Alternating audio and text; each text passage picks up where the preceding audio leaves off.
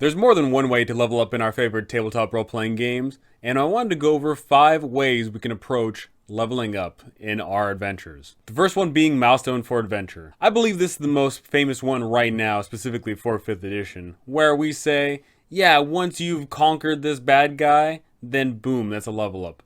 Once you've gotten through this harrowing dungeon, bam, that's a level up. Milestones of Adventure are a great way to reward our players by saying, hey, you've conquered this challenge, here's your reward. And sometimes you can make these completely invisible, your players don't know when they're going to level up.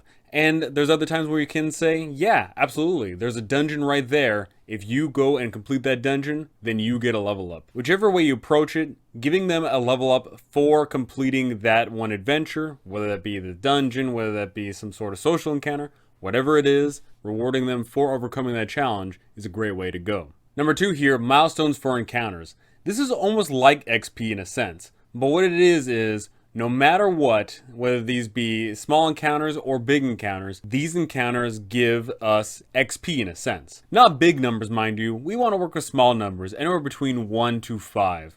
And once you reach a certain threshold, then boom, you level up. Let's say, for instance, we have a level 1 party, and in order for them to reach level 2, they need to get 5 ticks. So that means they need to go and complete 5 encounters. And that's 5 small encounters. Maybe that's 2 medium encounters that count for 2 each, and then 1 small encounter that counts for 1. And boom, just like that, you get the level up. Having small numbers tied to encounters, big or small, is a great way to showcase off the progression that they're going, and you can easily reset this every time that they level up. And you could keep it going too. You could say that in order to reach level 2, you need those 5 blips, but once you reach level 6, then you need 7, or maybe you need 10, and so on and so forth. 3. XP for monsters. Now, this is not XP for killing monsters. This is XP for overcoming the challenge that the monster presents. That could, of course, mean beating them up. But this could be running away from them. This could mean making them your ally. This could mean getting them killed by some other degree.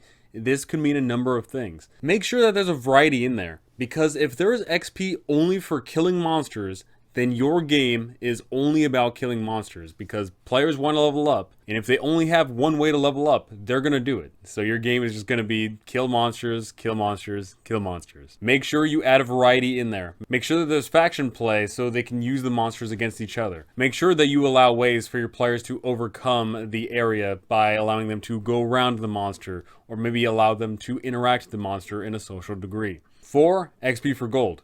This could be as simple as, for every 1 gold acquired, you gain 1 XP. In which case, that'll be a fun time. Your players are going to then, of course, do anything and everything in their power to acquire gold. Another way you can approach this is you get 1 XP for every gold spent. In which case, your players are going to go out, get a whole bunch of gold, and then they're going to come back to town and spend it lavishly. And that'll be a fun time. More often than not, we see a lot of games where your players just hoard gold. But if you have it where you get XP for spending that gold, then your players are going to get creative real quick. If they're going to be spending their gold, they might as well be doing it for something. Maybe they'll buy chickens and cows. Maybe they will start investing in that fortress that they want later down the line. And 5, milestone for sessions. This could be as simple as, hey, you're going to level up every 3 sessions. Your players are going to show up to the game, and they're going to play the game because they know that they are at the power level that they are, and they know that somewhere down the line, they're going to level up. This could be that static. Every few sessions you level up, or it could vary. You could say, hey, the first session, you're guaranteed to level up to level 2, and then maybe from level 2, it takes 2 sessions to level up. 3, it takes 3 sessions to level up, so on and so forth. You can approach the milestone by session a number of different ways, but no matter what the case is, you have to allow the world to be interactive and just allow for that creative freedom for your players to do whatever they want, because they are going to be at the power level that they are, but they could be scaling pretty quickly. Now, it's important that you lay this down at session 0. You talk to everyone and say, hey, how do we want to level up in our games? Because as mentioned before, how you level up is going to dictate how you play the game. If you only get XP for killing monsters, you're going to kill monsters. If you only get XP for clearing a certain scenario, your players are going to go clear those scenarios. It's just the nature of the game. So make sure that your XP and milestone progression is tied to the kind of game that your players want to play in. So go ahead and tell me, do you prefer milestone more, or do you prefer XP? For Milestone, do you prefer the rewards being more in-game rewards, or just out of game you level up and that's that? And for XP, do you prefer monsters or do you prefer gold? Or heck, maybe you combine the both of them. Go ahead and tell me those things because I would love to hear it. But that's going to do it for me. Thank you for watching. Thanks for listening. And thank you to my amazing patrons. You guys are absolutely incredible. Thank you so very much. And I cannot wait to see you all in the next one.